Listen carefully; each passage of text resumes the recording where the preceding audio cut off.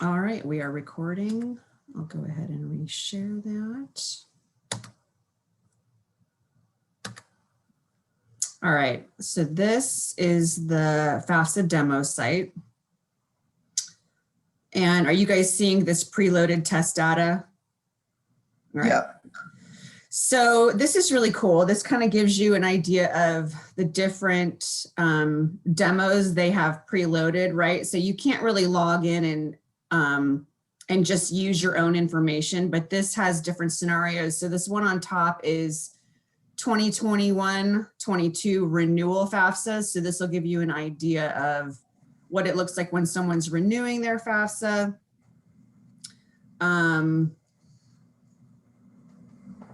Some other kind of one-off stuff, signature hold, corrections. I'm just going to go ahead and go down here and do a new user. And I'm going to do number 5 here, Judith. So I think I have this loaded over here. So if I scroll all the way down, I'm going to go to FAFSA on the web demo. And so while this is coming up, I was going to ask advisors or anyone else, what do you guys think is the most confusing thing about completing a FAFSA, or what are the questions that you guys get most often? I think that sometimes the data retrieval tools can trip families up, navigating that and linking it. And so when we get to that part, so sorry, go ahead. No, you go. When we get to that part, for those of you guys that attended the FSA conference this year, I believe there was some information about it being a little more simple now, that it's going to link a little easier. I won't be able to use the DRT in this because I don't have like a parent FSA ID, but if one of you guys could kind of jump in at that point, that would be great. So this is the first page they're going to see. And for those of you who have never done a FAFSA before, hopefully this will be a little enlightening on like what the experience is like. So, sorry, go ahead. Are you hearing me? I'm sorry, I'm having issues with my sound. I did not hear anything. Other problem would be just the student finance and parent finance moving forward. We always get people tripped up on that stuff.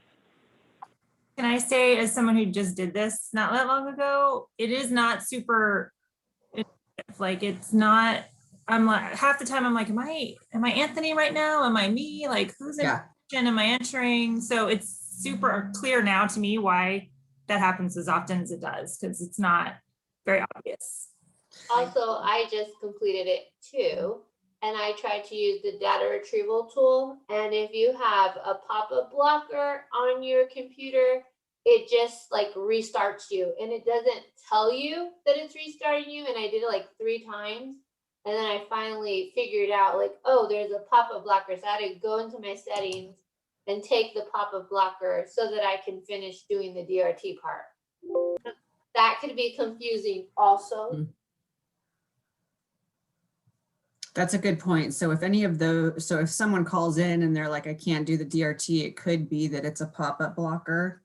That's really good for the advising team to know. Any other common issues you guys are hearing?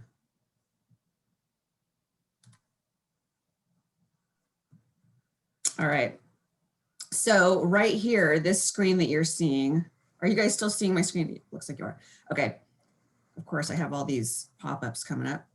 So this first screen is where it's asking them. And of course, people are not super excited to do the FAFSA. This is not like the highlight of their day. So they're racing through this usually. They're like, I just need to get this out of the way. And so, but you can see right here, it's asking them, are you the student or are you the parent, right? So I'm going to go ahead and pretend that when people are doing this, that they're actually doing this as the student. So I have my FSA ID. I'm going to go over here and get Judith's FSA ID, which is new user 65. And then their password is first year 65.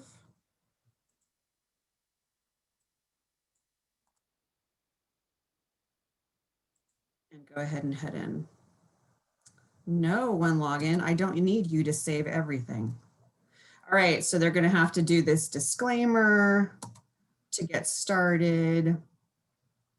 And then this is the lovely part where if someone hasn't done a FAFSA before, like if they don't do their FAFSA early or even on time, it's going to give them an option. Do you want to do the 2021 FAFSA or do you want to do the 2021 or 21-22 FAFSA? So right now, of course, I'm kind of responsible. I'm after the FAFSA deadline right now, but I'm going to start a 2021 FAFSA. Now, in a couple weeks, we're going to be rolling out our next round of Here 2 grants.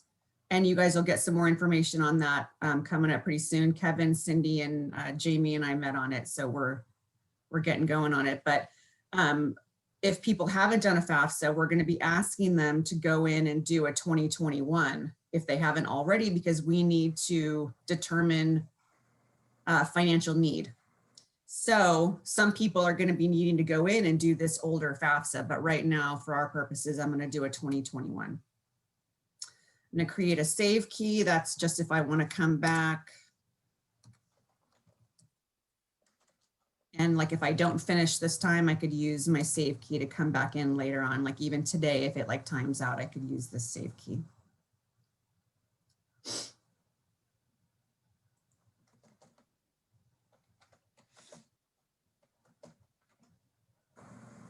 All right, so this introduction gives them a lot of information. So like, can I get help?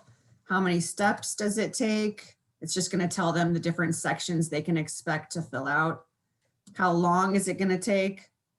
I think for a first-time FAFSA person, it's probably going to be a little more arduous. If you're renewing a FAFSA, it already preloads some of your information from previous FAFSAs.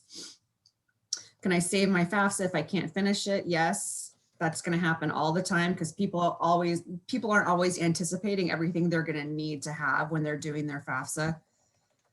What documents did I need? If you click here, it's going to bring up a separate site that's going to tell you everything you need to complete your FAFSA, what you're going to need to sign your FAFSA, and then some information on security and privacy. All right, so this already preloads some of my information or Judith's information. Why is that? That's because they signed in with their FSA ID. When they're creating an FSA ID, it already has a lot of this information. So I don't need to add it all over again. Thank you, FAFSA. Already making things easier. Oops. All right, so it's got my student information. Now it's going to give me the option here to enter my phone number. I don't have to. It's helpful when they do, but they don't always enter their number there. It's got my address. I live in Maryland, apparently. I have lived, let's just say I have lived in Maryland for 5 years. I am a US citizen, but it's also asking me here if I'm an eligible non-citizen. No, I am not a citizen or eligible non-citizen. So this is all kind of preliminary eligibility information. So it's going to be able to weed out some people who are already not going to be eligible here right at the beginning. What's my high school completion? Let's say I just got my high school diploma because I'm an incoming freshman. What college degree or certificate am I going to be working on this next year? Let's say I'm doing my first bachelor's. Sorry, I'm going to leave that open. So it's also going to give other options here. So sometimes I think we've had people say they're working on a second bachelor's when it's their first, or the other way around. What's my college grade level going to be? I'm going to say never attending. This is my never attended. This is my first semester, but this is also where some people who are doing their FAFSA, so say I've completed, I'm a transfer student and I've done 2 years. So maybe that's where I go in here and I say I'm a third-year junior, but then we get their transcripts, they get evaluated, and we realize, oh, they actually don't have enough units to be a junior yet, so we need to move them back down to sophomore. But this is where they make that selection. But for our purposes, I'm going to say I've never attended. Am I interested in federal work study? I love that they offer a don't know, but I'm going to say yes. I'm gonna say I'm a girl. All right, driver's license. If I have one and my state, I don't have to enter this information, but I can. Am I a foster youth or was I in foster care at any time?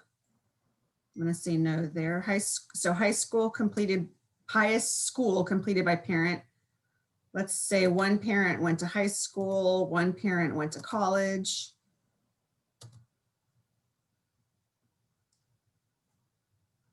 All right, so here is where they're telling you, because FAFSA belongs to the student, you and your always, unless otherwise noted, refers to the student. Enter the name, city, where your high school is. So let's just say, even though this person lives in Maryland, we're gonna say they went to Point Loma High. San Diego.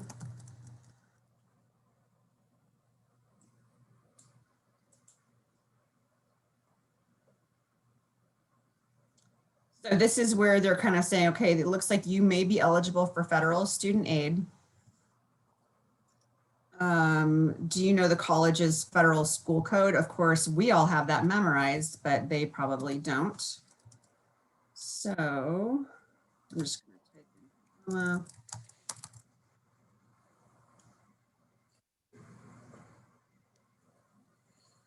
in search.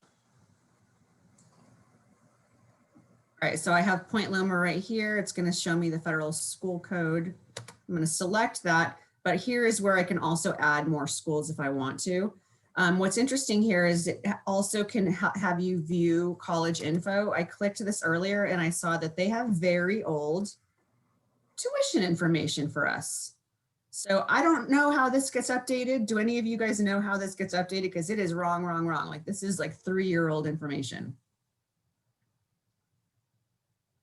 I think that's iPad's data, so it does trail a bit. So yeah, so it's not just us then, it's every school that's going to be way behind, right? Yep. All right, so I have one school selected. For some reason, it brings this back up for me to reselect, but I don't need to because it's already selected.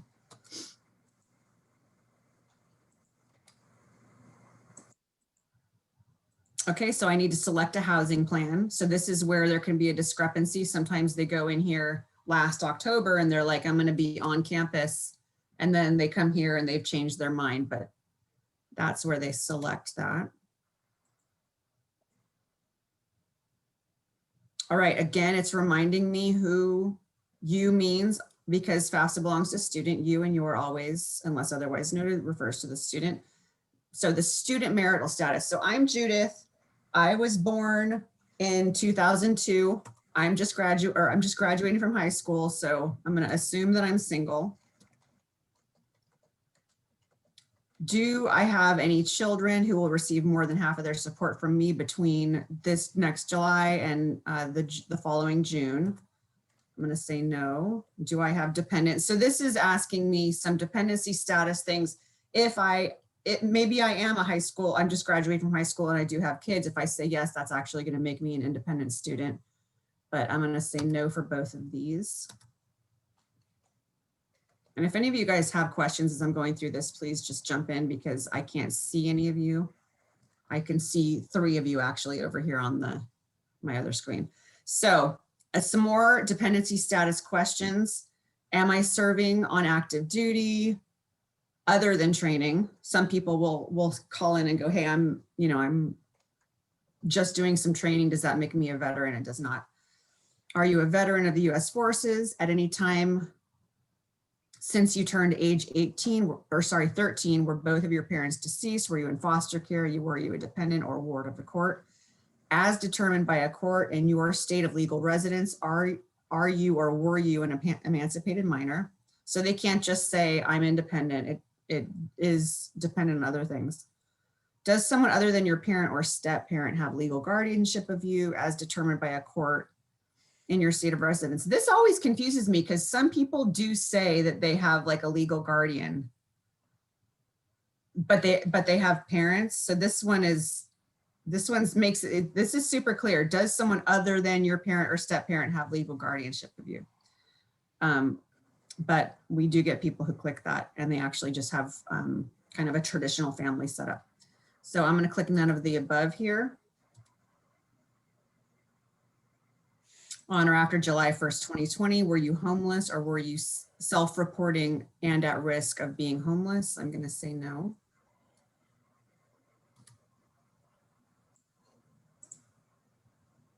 So I'm considered a dependent student based on the questions I just asked.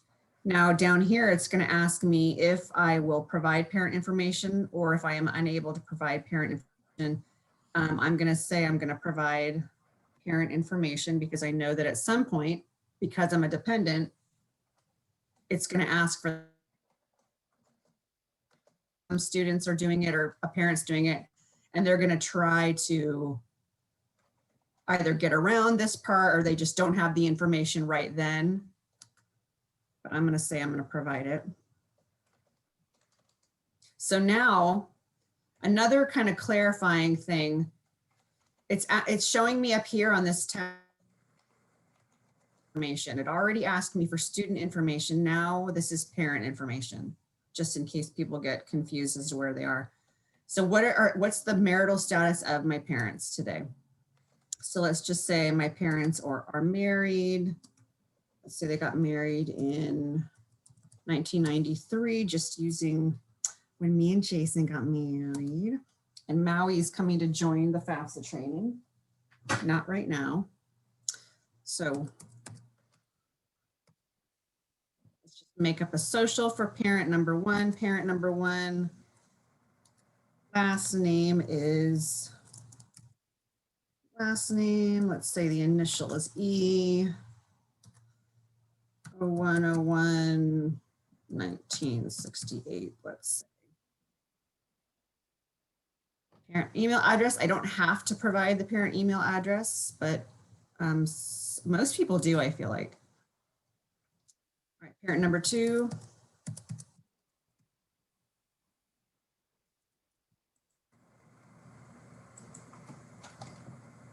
And I'm going to give them the same birthday. Let's see if it messes it up. Have my parents lived in Maryland for at least 5 years? Let's say yes. So this is my household size. So I have two parents, I have myself, that I can't change that here. So that's good.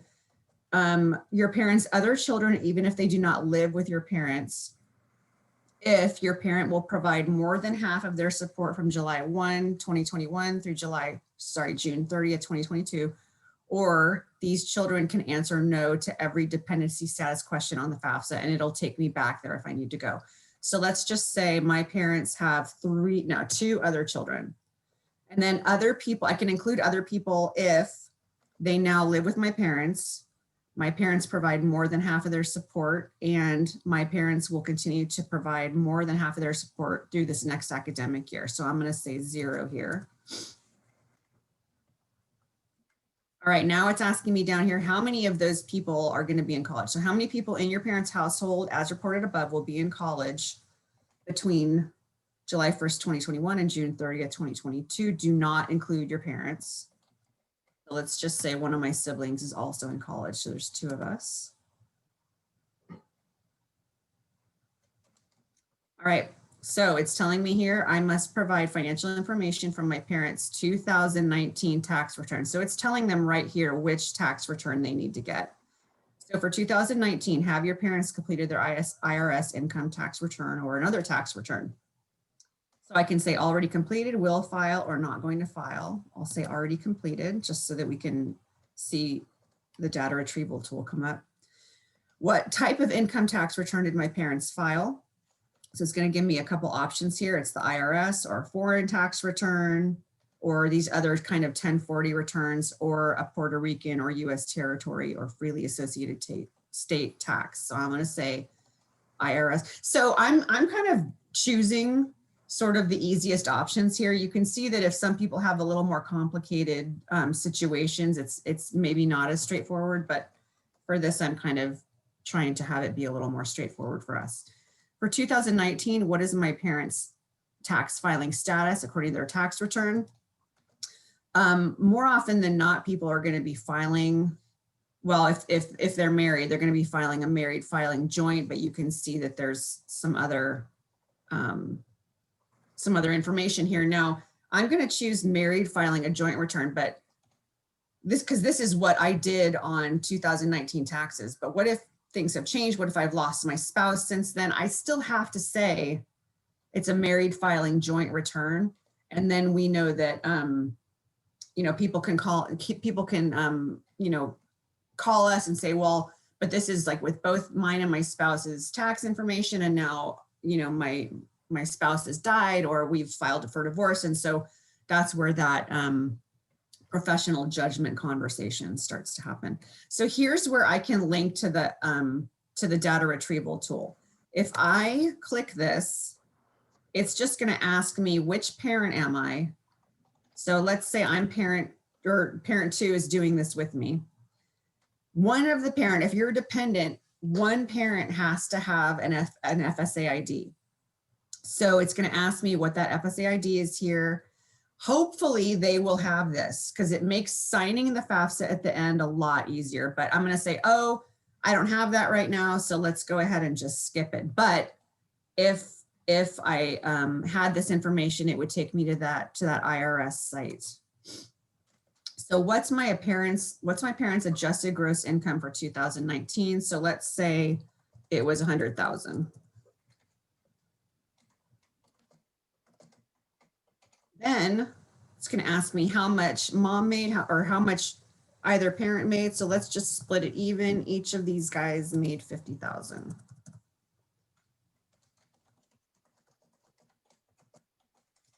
Enter the amount of my parents' income tax for 2019. Let's try to say this would not be accurate, but let's just say it was $500. So here are these questions that people hate having to answer, because it's like people have a misconception where, well, if this isn't taxable income, I don't have to provide it on my FAFSA. And that's not always true, right? So combat pay or special combat pay, this should be 0 for enlisted persons or warrant officers. So it's only, including commissioned warrant officers, because their combat pay is entirely non-taxable. Only enter taxable combat pay. So we're going to say 0. Student college grant and scholarship aid reported to the IRS in your parents' income. This includes AmeriCorps benefits, as well as grant and scholarship portions of fellowships and assistantships. Now, according to the IRS, taxable scholarships. Now, we're not tax experts, but it's tax-free.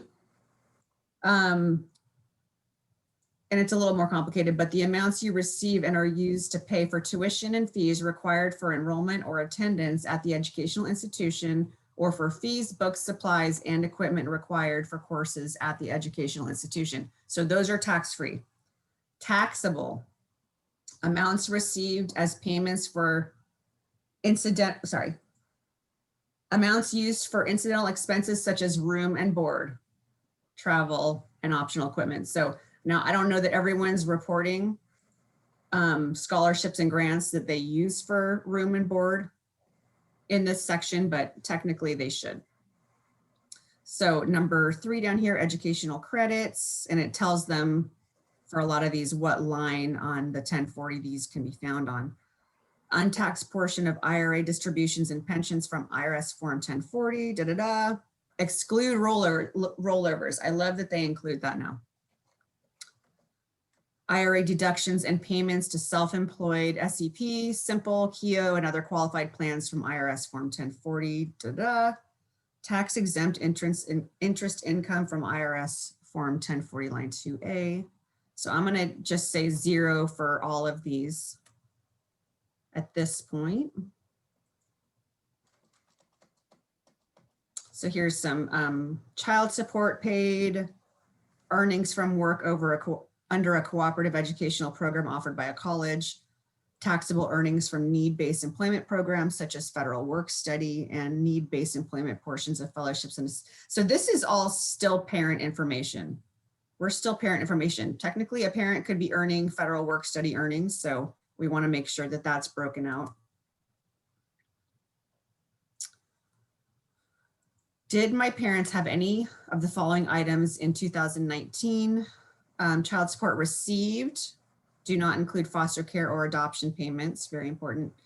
Housing, food, or other living expenses paid to members of the military, clergy, and others, including cash payments and cash value of benefits, do not include the value of on-base military housing or value of BAH there. So I love that they are keeping that separate. Now, for military, this is where they are asking on the FAFSA for housing, food, and other living allowances paid to clergy. And we know that sometimes pastors leave that off because they're not taxed on it, I don't think, but they should be including it.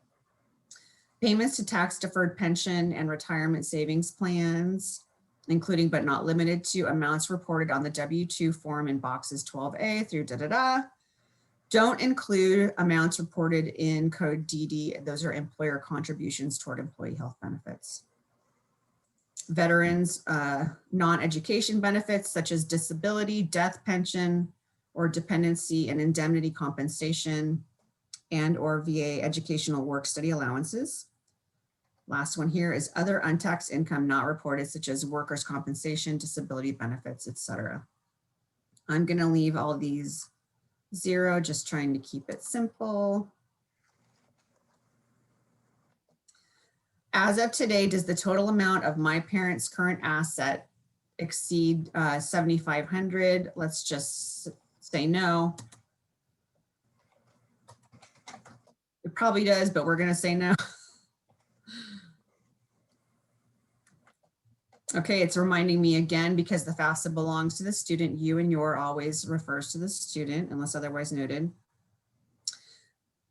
Let's say, so now it's telling me you must provide financial information from my 2019 tax return on the following page. For 2019, have I completed my IRS tax return or other income? Or another tax return. I'm gonna say not going to file. We have a lot of incoming freshmen that select that they're not going to file because they didn't make that much their senior year of high school, or it would be their junior year, I guess. So based on my responses is telling me already I'm not eligible to use it. I didn't file taxes that year, so I wouldn't have that option on the FAFSA. So how much did I earn? Let's just say I babysat. I hear that all the time. I babysat and I made $800. Lots of people are making $800 babysitting when they're doing their FAFSA.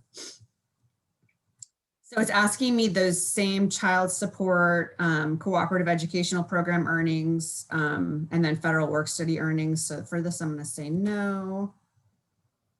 But it's good to note that is where, when someone's doing a returning FAFSA, if they had work study earnings, they would want to put it in that section so that that can be, I don't know if it's less weighted or if they completely take out federal work study earnings when you're doing a subsequent FAFSA. Does anyone know if it's completely removed? They take it out completely. Okay. So I'm not going to read through these, but they're the same things as we filled out for the parent information.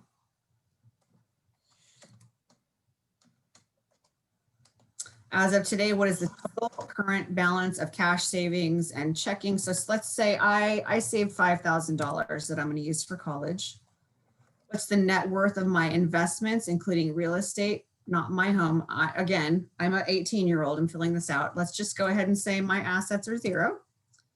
As of today, what is the net worth of your current business and or investment farms? Don't include a family farm or family business with 100 or fewer full-time equivalent employees. I love this because I'm not going to put anything. And it is like, no, tell me how much your farm is worth. So I have to put it in. They need to know this. I'm 18. My farm, I have 0 farm value. All right. Okay, so this is cool. This gave me an error. It's telling me, by the way, parent 1 and parent 2 have identical income, so that I can go, oh, totally messed up, and I'm gonna go back and fix it. For this purpose, I'm just gonna leave both at 50,000. And now I'm checking the entire FAFSA for errors. So my application was successfully saved. Now, this is where it's asking, are you a preparer? And I love that now they include this is rare because this is for someone who uses like a professional FAFSA filer, and it's not the student or it's not the parent. So if you're a professional preparer, you have to click this, but we're not. So I'm going to say no. Now this gives me a summary of everything I just put in. So I can print this for my purposes. I can check it here to make sure that everything that I included is good. But we're just going to scroll to the bottom. And we're going to sign and submit. If I'm a preparer, this is where I would have to fill in all that professional information, but I'm not. So I'm going to click next. Now, this is where it's awesome if they already used the data retrieval tool, because both parent and student FSA ID information is going, unless they took a really long time to do this, their FSA ID information is like already kind of active. So when I have done Emily's FAFSA, we're able to just say, provide student signature, provide parent signature, and it's just fine. So look, this is live for the student because we included the student FSA ID at the very beginning. So of course, I'm gonna read this very diligently, and then I'm gonna click agree and next. So I just signed this FAFSA as the student. Now, because I didn't put in a parent FSA ID earlier, when I click parent, sign as parent, it's going to ask me, okay, which one are you, parent 1 or parent 2? Let's just say I'm parent 2. I'm going to, of course, read this diligently as the parent, and I'm going to agree. Martha and Emily, you guys both read that diligently, right? Yes, of course. Of course. So now, because I didn't enter this earlier, now it's asking me again. So for those people who earlier said, oh, well, let's just skip this because I don't have that. Now they're saying, oh, no, you need to do this. Guess what? Right underneath, I can create an FSA ID right there. And it's going to take me to another site where I can do that. But if they already did the DRT, they would be able to sign this fast. So let's see what happens when I say sign this. Nope, you need this information so we can verify who you are. So I'm just going to click next. Now, this then says you have the student sign with the FSA ID, parent signature is needed.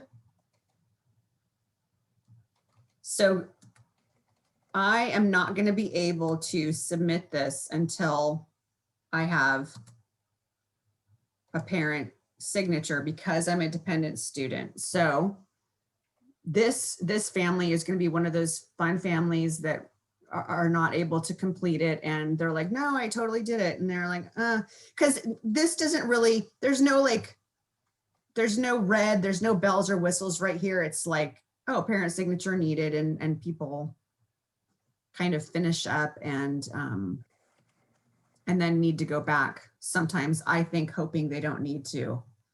But that is sort of what it looks like to go through a FAFSA. Now, we started this a little after 9. It's 9:39, and it would probably take Emily or Martha, how long do you guys think it took you to do this? Took me maybe like 30, 40 minutes. Mhm. I would say total, yeah. So we started it and then realized we hadn't done our taxes yet, so we had to wait Mhm. till they were done. So, but yeah, total maybe 35. Not crazy. The only problem I had was that pop-up. I didn't know I had a pop-up blocker. So Mhm. it just kept like resetting and I was just, what am I doing wrong here? And it wasn't like giving me direction. And then I figured it out. Yeah. So there's, I mean, it's very much improved since the first time. I think those of us who had to do a FAFSA way back and we were doing it on paper. And then even from the time I had to do Julie's first FAFSA as a parent, it's a way more kind of streamlined experience even since then. Any questions or observations from just going through what it's like to do a FAFSA? Does it kind of clear up some of the things you guys hear that people are confused by, or is there anything you hadn't seen before and you're like, oh, that's where the student makes that selection? So that's kind of the consumer experience of it. And then I wanted to leave it open to, for the financial aid officers, is there something that you would love the advisors to know about when you get an ICER? I wish the family had known this, or then I was gonna also open it up for Jamie. Is there anything that you wanted to add from the financial aid administrator side? I have a question. When you were going through that, you added, I missed a question about where the assets are being asked. Did it ask you for assets? Yeah, it asked me how much my adjusted gross income for my parents was. I put 100,000. I split it up 50-50. And then subsequently it asked me, do my parents' assets exceed 7,500? And I said no. If I had said it does exceed 7,500, I'm not sure. I didn't test what it looks like to, like if I said yes, it probably would have asked me for a breakdown. Yeah, because I was just asking because I know that's one of the biggest confusions that people get when they're doing their assets. As the FAFSA is supposed to be intuitive. It depends how you answer. Some things didn't pop up when you filled out the thing because you didn't answer. Yeah, so if you guys want to go back in, any of you who kind of want to go through and do some of these demos and see what does it look like if I were to have said, yes, my parents' assets exceed the 7,500, what would I then have had to put in? It might be kind of fun for you guys to go through and use the demo yourselves to just see what some of those selections might be. And then part of the, like you went over to independent criteria and asked about active duty, legal guardianship, homelessness. A lot of those things have to be documented on our end. Like homelessness is one of the mandated ones. You have to document homelessness because it's what you have to do. I know that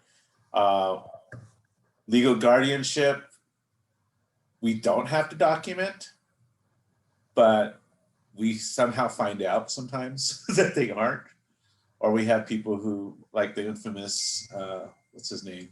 Melissa's friend, I forgot her name, his name, where he said his parents died and he was an orphan, but he brought his parent in and his uncle, who was his dad. So things happen. So if it's that things look funky or things don't make sense when you're talking to them, you should let us know and we can try and assess that, because sometimes some people know how to play the FAFSA and will, do things like, my parents are dead, but, parent wasn't actually dead. Yeah. So, but the other thing with active duty, there is, if a student went to a military academy and they attended one day at least, they're considered independent right away. They're considered a veteran, just let you know. So if you because we have like 3 or 4 students like that. One of them is the soccer player Rodriguez. He attended only the service academy, but he left because it probably wasn't for him, but he got honorable discharge from the Service Academy Independent. Interesting. There's different things like that and stuff like that. But that's not true. That's not true for like someone who just went through boot camp though, is it? No, not for boot camp. Boot camp doesn't count. Mm-hmm. But Service Academy does count. They do go to boot camp too, but they still have to attend, if they attend the school, that's one thing. And just to let you know, babysitting, you said if they earn $800, they have to file taxes. They may have to file taxes on that. So just let you know. Depending on how much they make, right? Yeah, it's basically 400 or more because it's considered self-employed. There's some things there's a test for that though. So, and that's on the FAFSA instructions. I mean, a tax thing. So if a student, like when we do a non-filer form, if the student said babysitting, we send them a link to do the test to make sure that they didn't have to file. Mm-hmm. You know, because we found out that we were asking for tax forms for people who did $400 because that's the threshold. Turns out there's actually a test they can do. It depends on what type of babysitting, you know. All these little entrepreneurs running around making all this money, they have to pay Could taxes. possibly be, a service or whatever they're doing. Yeah. And then Mo looks like she wants us to go through a correction. And I did put the link there for the FAFSA demo if you guys want to play with that on your own after. And the second little chart has the demo login that you could use for a completed FAFSA to then go in and see what a correction looks like.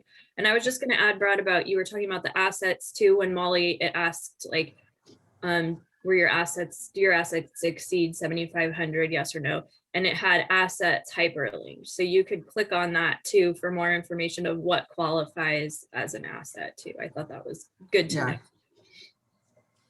Yes. And one thing about the FAFSA right now, just to let you know, if you're advising students and you tell them to complete a FAFSA, please make sure you're telling them to choose the right year. Yeah. Because we've already had lots of questions coming through. I completed my FAFSA. You completed 21, 22. And you could see that was like one of the first, that was within the first 5 screens. Yeah, I know, but that's the option to do the next academic year or the current academic year. So we have to emphasize what they're doing, because I know we had Himala Bantug who filled out 21, 22, says he did everything. No, he didn't. He filled out 21, 22, not 2021 and stuff. So it took a while. He's packaged now for fall at least. Yay. But yeah, but who wants to do the correction or how the correction process works? Jenna, you want to do that? Oh, no. Do we have time? You have time to do it? We can We run have through it. 13 minutes. We could try it. Or what specific question do you have, Monique? I think it's just helpful to see that part for everyone who may want to look at it, to get an idea, because a lot of the time we're saying, well, you can go, if you have a marital status issue or there's something with your assets that is self-reported, you go in and you need to do a correction. But Oh, you're talking about like, how many of us actually know how to do that? What was that? you're talking about a student going into the FAFSA and doing correction. Yeah, no, not us going. I mean, is Oh, okay. that relevant? Should we watch you guys do a correction? Let me It's see. just replacing We numbers. usually when we FAOs do corrections, we do it in power fades and then send a correction file through to FAFSA. So we're not actually even on their website most of the time making the corrections. But Yeah, but the thing is, it's just making a decision on whether or not you want the student to make the correction or us to make the correction. But for us to make the correction, we need to collect the document. has to be signed, yeah. Yeah, it has to be signed, everything, whatever document they have, tax returns or whatever they're gonna turn in, we need the document. Otherwise, you direct the student, and all they're really doing is logging back into their FAFSA that they completed, because they have their PIN number, that they have their PIN number, they can go in and then just replace any of the information. It's just basically what we would do in our end and replacing information, they would probably do the same thing. But they also have to make sure that whenever they make corrections, that both the student and parent are signing off on the correction, because if it's just the student, it comes back rejected automatically. And then we're having to write out to the student, hey, we're missing your parent signature, go back and have them sign it and then resend it. So they also need to make sure they're doing that. Any That is- corrections they make on their own. That's a good point, Jenna, whether it's the initial filing or a correction, that signing makes a big difference. So we'll still get the ICER, even if they don't sign it, but it won't be valid. It won't have an EFC, and it won't update that dependent independent status. So we have a few in the system now that we have the bare bones of the FAFSA information, but if it's not signed, it's not official. So it still will show unknown in our status bar. But we can see in our communications screen that it's an incomplete FAFSA with a missing parent signature or student signature. Yeah, so if you see a UNK and they filed their FAFSA in there as not DEP or IND, and they filed their FAFSA, generally the FAFSA is rejected. And Brad's talking about at the top bar of At the top power bar. fades where it says dependent or independent. And Daniel, there was something I wanted to let we talked about our meeting about talking about for the FAFSA. Do you remember what that was? I think you wrote it down in our meeting notes. Very cool. Yeah. While he's doing that, do you want me to try to show a correction, Molly, with one of the Yeah. demos? Yeah, I was looking to try to do one, but I wasn't able to see where I could do it. It asked me what my save key was for one that I just entered, and I'm like, well, obviously I don't know what my save. Well, we'll see if I can do it. I haven't practiced this. The last time I did it was a long time ago, so we'll just see how it goes. Okay, can you see my screen? Yes, ma'am. So these are, again, what Molly showed you, all the different test scenarios you can do. And then you want to go down here and do FAFSA on the web demo system.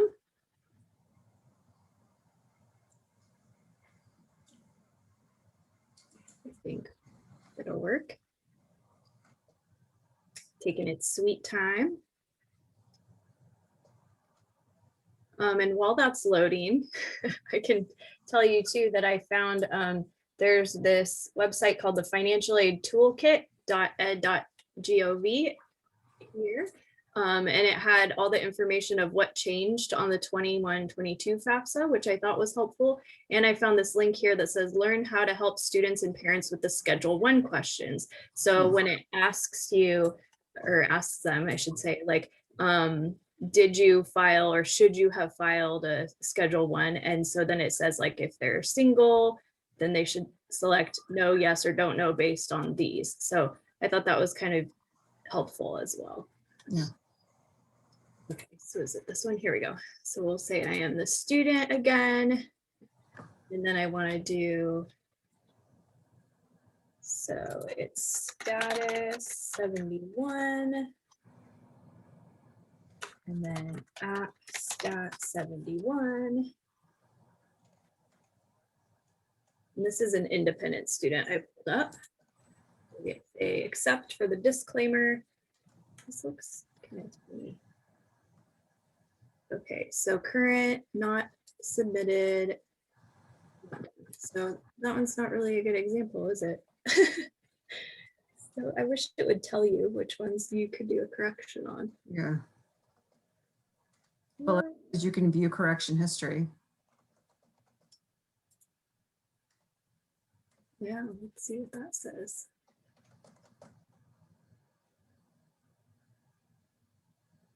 I think it's good to note the visual of having that distinction between the 21 and how if a student goes in, they're going to be prompted to see 21, 22 first. So Yeah. I don't think we're going to have too many that need to do 20, 21, but that's good to know for future years. It's not going to be the first thing that pops up. Yeah. Has the tabs there, which is kind of clear, but you could miss it too. I think you could see. So let's see if I log out and try one of the other ones.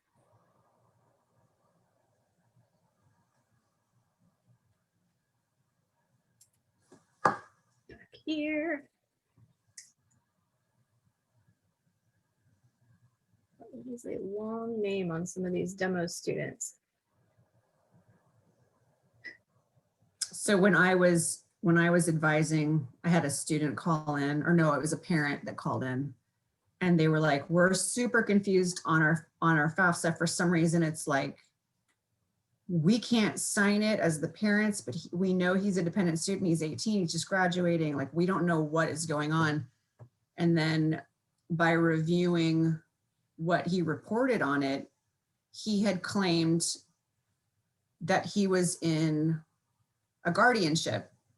And so the mom, I said, he claimed that he was in a guardianship, and the mom, of course, was, well, yeah, I'm his guardian. So it was really funny having to explain to the mom, yeah, he basically is saying that you don't take care of him. And the mom and I had she's like, oh, well, I have news for him. And nice to be able to help them kind of go back in and make a correction like that. But you know, when the student is doing the FAFSA, even a parent, if they're racing through and just trying to get it done, they can kind of erroneously click on some of these things. Yeah. It's a good point. So it looks like this one is also not done, but I guess we can just see what it says. Because you indicated you have a special circumstance, your application is not complete.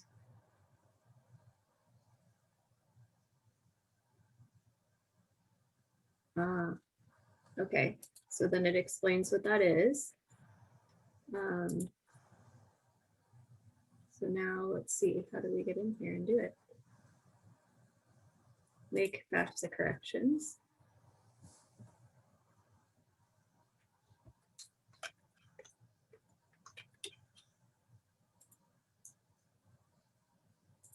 And that was very small on that one of where to make the corrections. I don't know if you know this, so it's a little disappointing.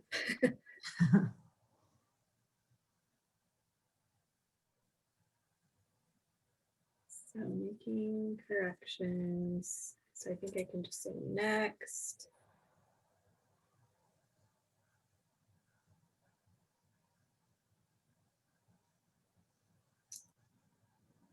So make sure that all your demographic information is correct. So what do we want to correct on this one? What do you think? Income? Sure.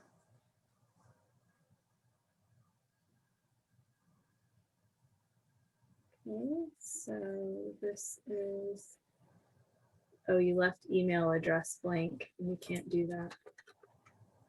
I'll just put mine.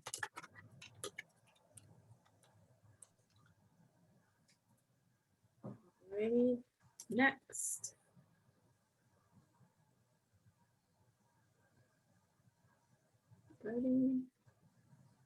Email addresses don't match. Oh, do they have an email? No, they don't list that. Well, that's obnoxious. Oh, you have to re-enter it. My bad. See, I'd be one of those students. Like, I can't figure out why did it not advance to the next slide? Help me.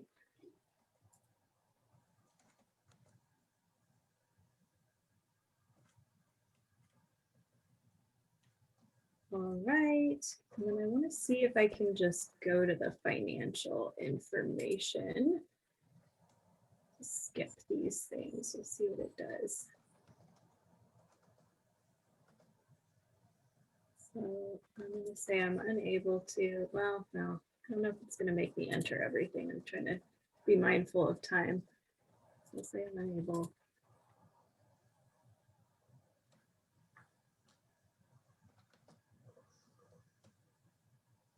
Okay, so here we go. Student information. Oh, and it's already transferred. But let's say I just want to make this higher. Let's say I had some of these I forgot to include. I like the helpful hints on the side. Yeah. It's like changing with you when you click on stuff. Mm-hmm. So I'm going to put that in there and say next.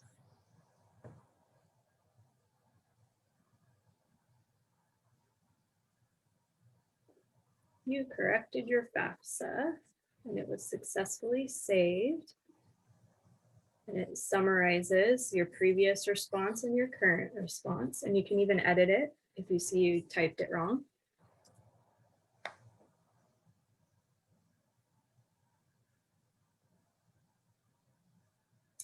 And here's all this info and where we say we agree.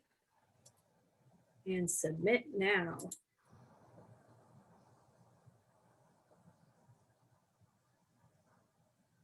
There we go, confirmation page. So I don't know, because it didn't have me sign it on that one. So it I may, was wondering if you, like you were able to submit, but it didn't have you re-sign it. So I wonder if the school would then get, or if the student would then get something that said you need to sign it, or if, yeah, or if this is maybe an older part, because it looks like this screen is a little different than the one you were doing that seemed more updated. So yeah, but it gives you a rough idea anyway. it does say right there that it's not considered complete still. Because I skipped the parent data. Yeah, Yeah. interesting. So yeah.